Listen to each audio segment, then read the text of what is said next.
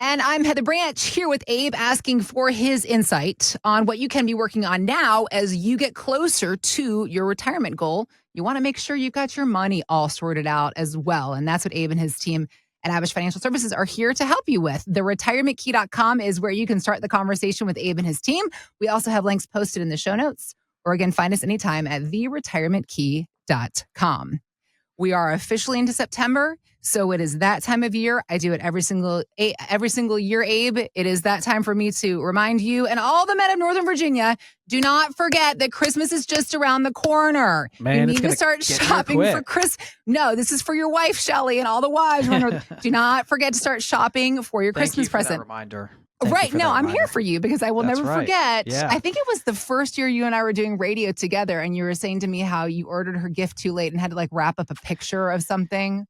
Or tell her that, the mail was delayed, UPS, FedEx was delayed. You lied to your wife. Lied to her on Christmas. It'll be here soon. Danger. No, it's definitely not the same as having it on Christmas Day or the birthday and being able to open it up physically.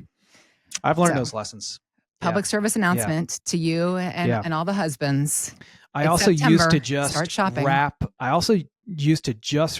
the Amazon box. Like I wouldn't even take the thing out of the Amazon box. I would just wrap the Amazon box instead of taking the gift out of the Amazon box. Well, sometimes, that I can get on board with because sometimes if it's like a weird shape, there's only so much that can be asked of you. She called me out on that too. So the gifting skill, the wrapping skills have improved. And now she's impressed. See? Okay, good. See? Yeah. We just need patience, just ladies. We just need some patience. We try. That's it. All right. Well, keep in mind your time frame. It's that time of year. Start thinking ahead. I'm here to help you. Let's continue the conversation about husbands and wives because in the work that you do, it's a very important conversation that both spouses are involved when it comes to this financial and retirement plan. Absolutely. As we know, women tend to outlive men. However, it seems that men still to this day manage a lot of the financial planning and retirement planning. Mm-hmm. In fact, research does show that nearly 80% of women will become the sole financial decision maker for their household. And that includes planning for their retirement as well. So what I want to talk to you about is how you prioritize all the ladies at Abish Financial Services and the work you do there, how you work to ensure that both spouses are on the same page when it comes to creating a plan. Wow. Just so important. So important, Heather. I mean, well, really, it's very ideal to have both spouses come in together, right? Sure. Even if you have a spouse who kind of takes the back seat with the finances, and typically it's one spouse that kind of leads the way. I'll use Shelly and I as an example. Here at the firm, although we run the firm together, we have very different roles, and I'll kind of take over and know all the ins and outs of what's going on here at the office and inside the company. And, but she pretty much knows all the ins and outs of the house. Yeah. Right. Yeah. And, this is kind of my thing here. And then although she's a huge help and a huge part of Abish Financial internally, we do very different things, but man, she knows everything with the house, and I kind of follow her lead a lot there at the house just because, if I was running the house, I don't think it'd be the way Shelly has it, and so I get it. So I kind of take the back seat there, and there's usually one spouse that does take the back seat with the finances, and one leads the way. Oftentimes, both spouses are pretty much on the same page, but I would say more often than not, it's one spouse leading the way that's made a lot of the financial decisions, that does a lot of the investing, a lot of the investment choice picking, buying insurance, all these things. And there's kind of one spouse that follows. Well, while that might work out fine leading up to retirement, if one spouse has been out of the picture for a long time, typically it's at this point when a family is phasing out of their working career and transitioning into retirement that it is crucial to have both spouses, partners involved as much as possible when all these decisions are being made, because you've got Social Security decisions, you've got pension decisions, all these decisions impact each other. Yep. Maybe not right now. Some of them will affect you right now, but certainly down the road as one passes away, surviving spouse is left behind, pension decisions, Social Security decisions, lump sum decisions, distribution decisions, how much money to pull out of the accounts and which accounts, all of this Yeah. impacts a surviving spouse. I mean, this is one big reason why we try to tap into Roth IRAs last for most Okay. people, because Roth Okay. IRAs are totally free of taxation, and taxes have been paid on those accounts. They're probably going to be the most valuable to people when you pass Mm-hmm. on. Mm-hmm. So we just really encourage both spouses and partners to come in, and we kind of frown upon just one spouse coming in, because then that spouse has to go home, relay all the information to the other spouse, and it's nothing like So sitting across from it's a the lot of conference room information. table Yeah. with both people right there, Heather. Yeah. And so we just really encourage that, especially for a situation where one spouse has led the way, which is so common. And oftentimes, not always, but a lot of times, it's the men leading those financial decisions, and the wife kind of just trusts that everything's going fine. And usually it does go fine. But then I think a lot of the husbands start realizing, well, if I've been the one making the decisions for the most part, in large degree, up until now, and I continue to do so, and something Mm-hmm. happens to me at 75, 80, 85, Mm-hmm. well, my wife is going to be really out of the loop here and what's going Right. on. And I Right. don't want that to happen. And neither Right. does the spouse. Right. So, a family that's really on top of these things, they get in here. They get in here so they can hear all the options available to them and make decisions together. Okay. That is the best. And so that's Yep. what we encourage. And so we have couples all the time like this that come in. Sometimes the husband will flat out tell me, Abe, I'm here because I want to make sure my wife is taken care of, which is fantastic. But it's because usually the husband's been leading the way with all the decisions up until this Mm-hmm. point. Mm-hmm. So we just had a couple come in from Haymarket, and this is the case again.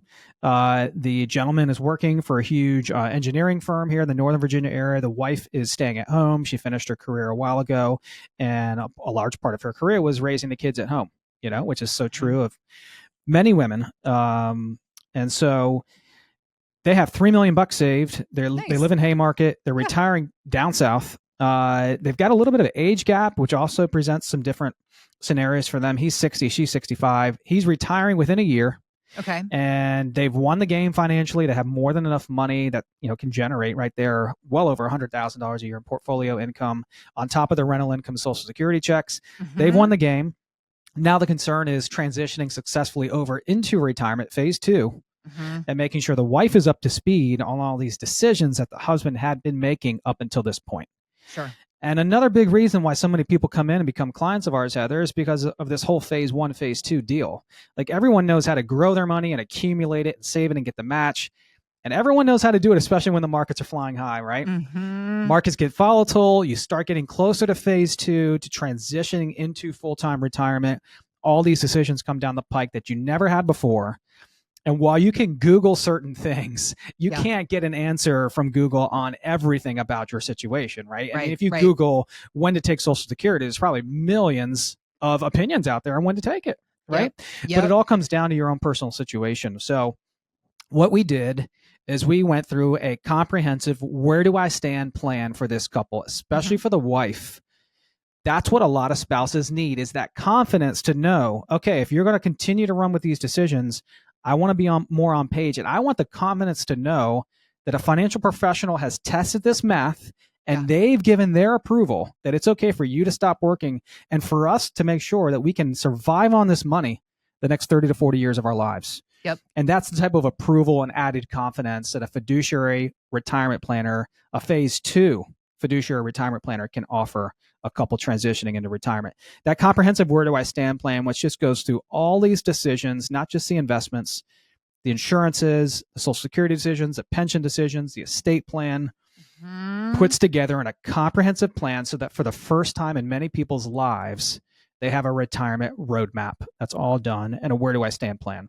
So if you sound like this couple from Haymarket, Virginia, and you say, you know what, Abe, we haven't been on the same page with our finances for a long time. I know some, but we really need to be more on the same page as we transition into retirement so we can make good, educated decisions together.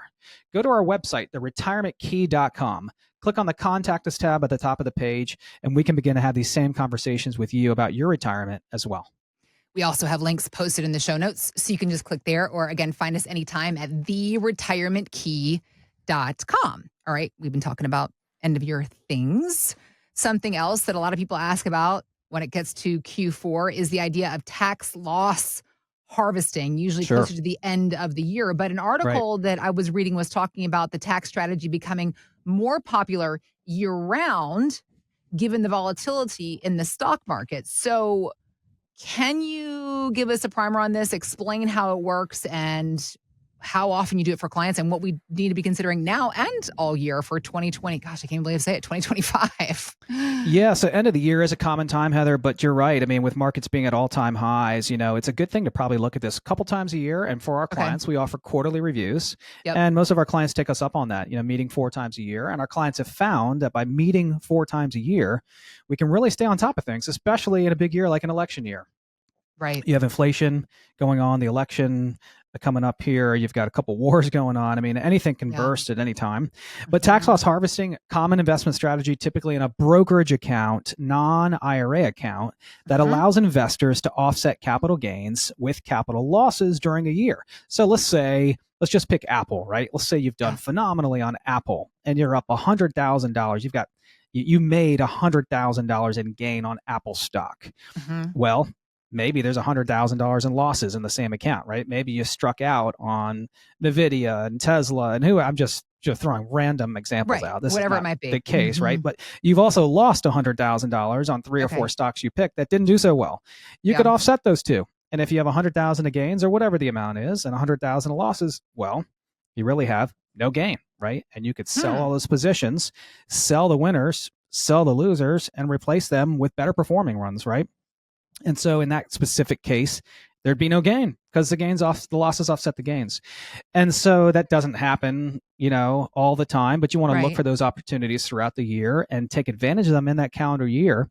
Because it might not be an even offset, but it could be something to at least reduce the tax burden. Yeah. Absolutely. And with the markets hitting all-time highs, what we're seeing is that these gains can get larger and larger really quickly, and we want to keep an eye on those, right? So that, look at what Warren Buffett did just about a month ago.